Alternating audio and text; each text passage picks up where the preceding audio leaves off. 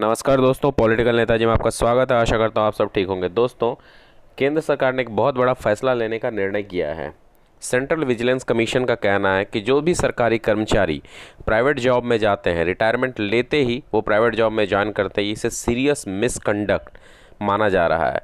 CVC यानी central vigilance commission का कहना है कि जो भी ऑर्गेनाइजेशन बिना विजिलेंस क्लियरेंस लिए किसी भी रिटायर्ड गवर्नमेंट एम्प्लॉय को इमीडिएट जॉब देती है वह सही नहीं है।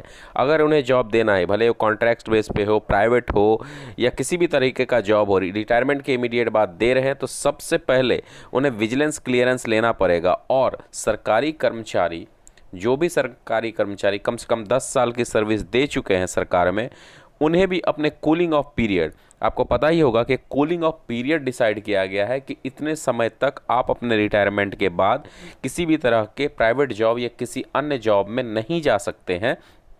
उस कूलिंग ऑफ पीरियड तक वेट करना पड़ेगा। अगर आप वेट नहीं करते हैं तो उन्होंने डायरेक्टली कहा it constitutes a serious misconduct, यह गलत माना गया है।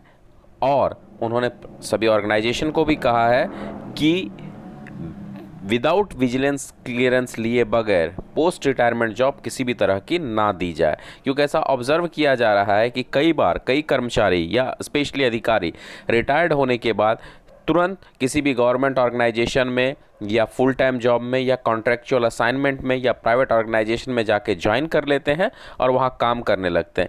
इससे इस बात का कंसर्न उठता है कि वो रिटायरमेंट से पहले किसी तरह की फेवरिज्म या किसी तरह का फेवर या किसी तरह के नियमों में मदद या सहायता प्रदान करने के प्रयास में तो नहीं रहते, यानी किसी तरह की अनैतिकता उसके जॉब में रहने के दरमियान होने की संभावना के तहत इस तरह की बातें कही गई है। तो आगे चल के कहा जा रहा है कि इस तरह से सरकारी कर्मचारियों या सरकारी ऑफिसर्स पे लगाम लगाने का प्रयास किया जा रहा है। कहीं ना कहीं यह सही भी है। इस तरह के नियम, चाहे कूलिंग ऑफ पीरियड हो या विजिलेंस क्लियरेंस हो, सही चीज़ों को सही तरीके से इम्प्लीमेंट करने की आवश्यकता है। तो कहीं ना कहीं सीवीसी इस बारे में स्ट्रिक्ट है कि अगर किसी को भी पोस्ट रिटायरमेंट इमीडिएट जॉब में जाना हो तो विजिलेंस क्लियरेंस ऑब्टेन करना पड़ेगा, कूलिंग ऑफ पीरियड तक वेट करना पड़ेगा और ये सारी चीज़ें होने के बाद ही वो किसी भी ऑर्गेनाइजेशन में ज्वाइन कर सकते हैं। क्योंकि अगर ऐसा ज्वाइन नहीं करते हैं तो ये, अगर इस तरीके की जो सिचुएशन है, ये ना केवल अननेसेसरी कंप्लेंट या एलिगेशन ऑफ फेवरिज्म लाती है, बल्कि ये फेयरनेस और probability which is basic principle governing the functioning of government organisation, यानी जो गवर्नमेंट ऑर्गेनाइजेशन में सही तरीके से काम करने के लिए चाहिए वो नहीं रह पाती है। तो इस पर ध्यान देने के लिए सीवीसी ने कहा है।